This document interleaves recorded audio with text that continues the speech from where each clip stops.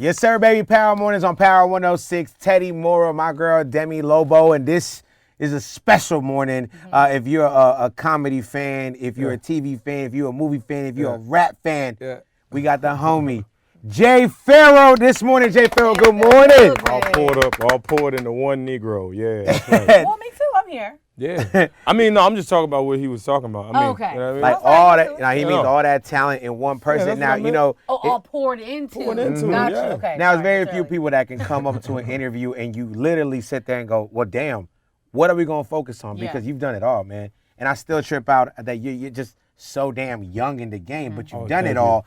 But the reason we're here is Jay Pharoah music. Spittin Image is out now on all platforms. Now, you're like, okay, what's he rapping about? And who's he rapping, in what tone, in what perspective? And we get it all on this album, man. Let the people break it down for the people out there. It's everybody, man. So it's me featuring your favorite artists. So it's me featuring 50 Cent. It's Jay Pharoah featuring Jay-Z. It's Jay Pharoah featuring T.I. It's Tekashi 6ix9ine, Big Sean, Jay Pharoah. It's Ice Cube and Jay Pharoah. And all of the celebrities are played by me. So not only am I rapping my own verse, but I'm rapping as other people. So putting it together, trying to tie everything together, and basically did my own reference. Come on now. Come on now. Now, how did you decide who you wanted to be featured on this album, as yourself, of course? But how did you decide like who would be a good name to be or a good voice to be on your album? It was just contingent on the beat and how I was feeling with it. So, when I heard that 50 Cent, when I heard those that gangster I heard that bass line, I was like, oh, that's 50. When I heard the track, the T.I., I was like, oh, that's T.I. When I heard Blackberry Molasses, I was like, oh, that's Jay can spit on that. You know what I mean? And so I was gonna say on like work, was it Work Do the Walk, right? The 50 joint, like you really channel like classic 50, like that 03 50, like that's what's so special about it. I'm like, all right, like I felt like you were in that zone, in that essence, but you also surprised the shit out of me because, correct me if I'm wrong. You did a little E40 impression. I did and Too Short impression. I did on that song. No, on Fantastic Voyage. Did we? That was Q. That was Ice Cube. So that was just Q. That was Ice Cube. I did a on it though. That's what I'm saying, bro. E40. I threw it up there. Because with you, man, we like just every day, rapping with a stripper, like every day. I come from the black. I want to know, just going back a little bit, like what made you get into doing impressions? Like, how did you realize that impressions was something that you were even good at? Well, thanks to my girlfriend when I was 6, she was like, "Yo, you good at this?" I've always liked women. I never thought they had cooties. You know what I mean? Started early, 6 years old. 6 years old. And because of my district, she was Caucasian, but that's where I was in. It was a school district I was in. right. Shout out to Sarah. Sarah told me I was good. Hey, Sarah. And I kept, I just kept going with it, and the list just kept building. I got over 200 impressions. What was your first impression? It was Iago. Iago off of Aladdin. Gilbert Godfrey. I'm melting. That guy? Yeah. My voice is so different now, so me going to that register is different, and I'm a little hoarse right now. But Gilbert was my first. At 6, you were doing. Hey, all right. At 6. Jaffa! Jaffa! What's the one impression that everybody wants from you? Like, because one that I was listening to your album and Teddy was playing it earlier, and I was like, yo, that sounds like T.I. And he was like, no, that's Jay, and I was like, oh my God, that sounds. So what's the one impression that everywhere you go, people want to hear it? People always either want to hear Kevin Hart. Okay. Denzel or Eddie Murphy. Oh, I want to hear him. He gets it all the time, though. That's fine. I don't care. care. No, that's fine. I mean, that's what you want me to do. I can go to that. Listen, first of all, what we're going to talk about is the fact that Jay Pharoah's got one of the best projects that's come out this year. Forget about Donda. Forget about Drake's Certified Lover Boy. What you need to do is need to go over there, bow. Listen to his album. It's freaking good. Tell you why? Know why? Because I listen to it. Damn it. If I said it's good, everybody should listen to it. Shit. My specials. Snap into Denzel. Snapping into Denzel. Oh, you said snap into Denzel. It's not just an easy one to snap into, huh? You just gotta, you gotta center yourself always. Preferably there's a lady in the building, so I'm doing that right now. So it's very easy to play off of you. Okay. Good segue into like Barack Obama right now. Michelle. Michelle loves his album. Right. And she actually told me that, the next time that, we get jiggy. Yeah. Okay. It's gonna be we're going to listen to Blackberry Molasses. Which is on the album. Which is Spittin on the Image. album. Spittin Image. It's on the album. Spittin Image. It's pretty Out good. now. It's You pretty are good. Yeah. Will we listen? Yes, we can. We can listen. Yes, you will. Yes, we can. Now, listen, Jay. Like I've been watching you for a cool minute on SNL. And, Yeah. Resort to Love is also a movie Oh, yeah. out on Netflix with Christina Milian. Oh yeah. Yeah, that was one. Shout out to Christina Milian. Why you saying like Nah, that? because I was crushing. I used to crush on her Thank when I was you. growing up. Okay. So when I seen it, I was like, AM to the PM. Let's do this kiss. Yeah. I mean, she's so We cool both though. saw the movie and it was liked really, it? really, really good. Yeah. Thank you. Before we're not saying that, like we genuinely were like, whoa, like Resort to Love was really a good movie. Before thank we you. even knew we were gonna sit down with you Yeah. this morning, I already seen it with wifey. Like it's one of those things that come on. I'm like, okay, this is definitely Yeah. we gonna watch it, and Yeah. just watching it. Like first of all, I was like, yeah, go ahead now. So you had both options were great, caramel, chocolate. I was definitely riding for you on that one, but I think you did your thing. And for me, for someone who's been watching Jay for a long time, it's refreshing. Like, yo, stand on your own. This is my man. Like, I'm happy for the music, which I want to get back to. But just on like the career, like this is you on your own. No SNL, F all that. This is Jay. This is you, and I'm proud, bro. And how big was that moment personally? Man, with the just Netflix movie. You, Dude. that's you. It was huge because it was something I had never done before, and to have a dynamic role like that where you got to see the process of Jason King becoming a man throughout it and making a concrete decision, and he finally ended up doing that, you know. And at first you could see him; he was a little unsettled. You saw me, I was playing it like that, like, Right. because you don't know where to go. Like your ex fiance shows is there who's bad with your new fiance Who's bad too. and you haven't had any closure on one side, Right. so you're forced to make a decision and you're forced to talk about it. So it's super uncomfortable. So I had to sit in that uncomfortableness. But you gotta watch the whole movie though, because in the beginning, my wife was like, "Fuck, boy, like, come Yes, on, man. yes, like you yes. had them Tennessees, man." Yes.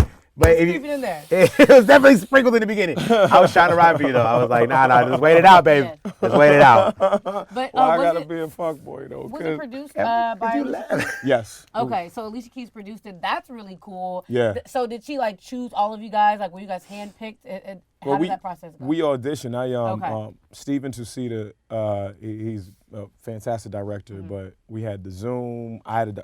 Christina was on. We read the lines together, okay. and it was you know, if I could do the drama and do the comedy, and Yes. that's what I hit. Right. So, and if you hit it through Zoom, you really nail it For sure. because Yeah. you know you've been on the Zoom. Was the audition through during the pandemic? It was during the pandemic. Okay. It was during the pandemic. I never stopped working by the grace of God during the pandemic. I had a couple of months that were off. Everybody did.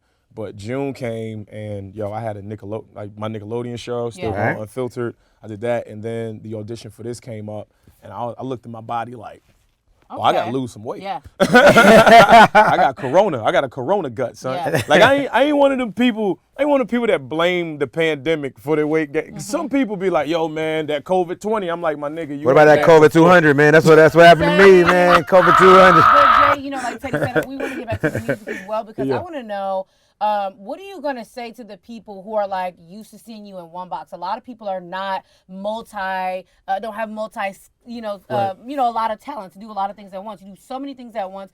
What do you say to those people that are expecting just impressions on the album and not knowing that they're in for a treat for you rapping as Jay Pharoah as well? Expand your horizons, Yeah. people. You know what I mean? Think outside of the box. That's what I would tell those folks. That's right. You know, because I mean, I often, and it's the thing about black entertainers. You know, we get marginalized and we do get pigeonholed. Oh, he just does that. He just does that. But what the world has shown you, especially over the last few years, and the last decade, with people like Donald Glover, you know, with folks like Jamie Foxx, with people. I mean, even Little Dicky, he's funny, but he does this thing. Right. It shows you that you can have all of those talents and still you can rock either way. Even if you want to talk about more contemporary, you talk about Triller and how they have Jake Paul and Logan Paul, and how they were YouTube boxers and now they're fighting real boxers and everything. Right. But if you have the skill and you can really do it, then you can stand in the ring with those folks. You know what I mean? And you can show people that I don't just do one thing, I do multi things. Well, look, when I was going through the track list, just like every other album from the beginning of time, you see Jay-Z on it, you're going to that song first, right? And in Black Molasses, you got a line, which I'm very curious, like, how much of it is really like your Jay Pharoah's perspective, not Jay-Z. Okay. My man Tony got popped at 17. That was me. That was me rapping. But that happened. But I'm saying like, so this real life shit in this album is not just for your entertainment. Like you really use it. Yeah, I'm really spitting it, man. When I was 17, well, my boy was 17. He was a blood, and he was right in front of his house, and they just came by and sprayed him. And like at the time, there were a lot of my friends were either cracking or they were popping. You know what I mean? And they were like, "Yo, you want to get into it?" I'm like, "Nigga, I'm from the burbs, man. I'm trying to. I don't know nothing about that shit. I ain't trying to hustle, niggas. I'll hustle a layaway, sell some shit, be a cashier." But I wasn't about that life. You were a cashier at one point in time, right? I was at Burlington. Yes, I was. With that moment with Tony, did that really like set you like, okay, I'm for sure figuring out a way to get up out of here? Yeah, I said I'm not gonna. I saw that and I was like, the gang life, I'm not about that. And for the people, no disrespect for the people that do it, because I understand that some people have to do it. But at that moment, I was like, man, you could die. And I'm like, dang, I'm like 18. This nigga's dead. That's crazy. Teddy, I'm glad that you brought up Jay-Z because, he's, like you said, throughout the album. And so is Jay-Z like one of your favorite rappers? Without a doubt. Yeah, and I remember I was reading an interview that you did a while ago in 2007 when you were talking about that Jay-Z's Beach Chair. That song just really was like a changing moment. Can you tell us about that song and like how influential that song was to your career and your next steps? That song made me appreciate Jay's lyricism, and it was so laid back, and it was at a time where I was depressed. I was 07, I was depressed. Right before I started going on the road with Charlie Murphy, I was depressed because I was trying to figure it out. Yeah. So I was like, yo, what am I gonna do? And I heard Beach Chair, and I just listened to it, and I was like, yo, Jay is freaking great. And then I went to his other stuff, and the lyricism, the double entendres, the triples, all of that. I was like, this man does it all. So he's undoubtedly the greatest rapper to me. You know what I mean? So at that time, it picked me up. It gave me fire. Yeah. And it took me out of that depressive state. And then it started with the Charlie Murphy thing. I was on the road with Charlie for 3 years. Yeah. You know what I mean? At 2020, I'm doing the math. You're 2021. This is at 19. I went on the road with him. That's crazy. Yeah, and so fan. So and I have no shame in saying that. When you first got on SNL, how old were you? 22. Okay. Fuck out of here, man. I was 22, man. It's so funny. People think when people see me, they're like, "Oh yeah, he's 40." I'm like, "No, dog. I'm 33. I'm 33 now." Okay, well, I mean, damn, that's just like I say, young OG. Now, biggest struggle, because looking back, it's been what, 3-4 years since you left SNL? Yeah. Biggest struggle while I was on the show, or why? Biggest struggle since you left, since you transitioned, right? And I think about this whole thing that you've been embarked, this whole journey you've been on, which now we got the movie on Netflix, we got the album out, we're celebrating you, but what's the biggest struggle to get to that point since you left SNL? I guess having your own identity as an artist, really, because SNL is the biggest sketch platform that the world has ever experienced. So when you are on a show of that stature and that caliber, people are like, oh, that's from SNL. But I had to, I did the White Famous thing. Even though that show should have still been going on. Come on now. It should have still been going on. I'm gonna say it had nothing to do with us. It was some stuff behind closed doors. Okay. We should be on the 4th season for that. But doing that, working with Steven Soderbergh, doing this movie Unsane, working with Lena Waithe, working with Elle Lorraine, working with Justin Simien, working with Cat Williams, working with all these folks. It's just having your own identity off of the show is the biggest thing, and that's the hardest challenge. So you had to kind of reinvent yourself after you felt like, okay. Yeah. And so do you feel like this is kind of like that culminating moment of you like reinventing after SNL and like this is your rebirth in a way? I feel like this is the start of it. Okay. And even as a comedian on stage, like if you see me like 8 years ago, you see me now, you're like, that's not the same guy. Yeah. It's not. Like I've gone through shit. I hadn't gone through shit before. Yeah. Didn't really have a lot to talk about. Yeah. Now I've experienced a lot of bullshit. So it's like I'm just spilling the truth on awesome. stage. And Teddy, you know he's into comedy. I'm sorry, baby. He's a comedian as well. Yes, Teddy is a Yeah. comedian. I'm a little something, You man. know, he's a Yeah, you comedian. verified. Fuck out of But here. I remember also saying too that like bombing on stage, for the comedians is very important. Yep. And I want to talk a little bit about that because I feel like in any industry, we're doing live radio, and so sometimes people are so hard on themselves about wanting to be perfect. And so just kind of tell us about how important you've said it bombing is, and dusting yourself off and getting right back to it. Well, you have to be able to go through some grit to be able to become a great entertainer or a great artist. So you got to get on stage. It's important when you get on stage of course, it's important to kill, but when you bomb on there, you have to go back and you got to go back to the drawing board. And when you go back to the drawing board, that's usually when you find your gems. That's when you find the diamonds. That's when you find what distinctively makes you who you are. Yeah. You know what I'm saying? And then once you figure out who that is, then you can become that and maximize it by constantly feeding that monster. He basically described life, though. You got to go through those fails. You got to pick yourself back up to see where you correct and you get better. Listen, man, I'm on my 3rd season of Wild 'N Out. Okay. You did SNL. Yeah. All right. Yeah. If we had to say what are the top 3 most influential sketch comedy shows of all time, all right. Top 3. And obviously, because we were really in it.